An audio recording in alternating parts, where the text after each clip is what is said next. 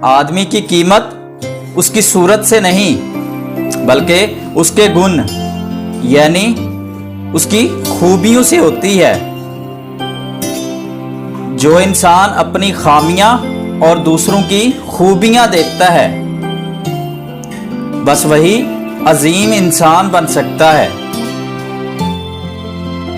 मत डरो अपने बुरे वक़्त से कभी, मत डरो अपने बुरे वक़्त से कभी।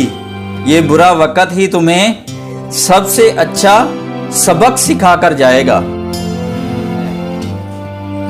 जिंदगी ताश के पत्तों की तरह है, बांटे सभी को बराबर जाते हैं, लेकिन खेलना कैसे है ये आपको तय करना होता है।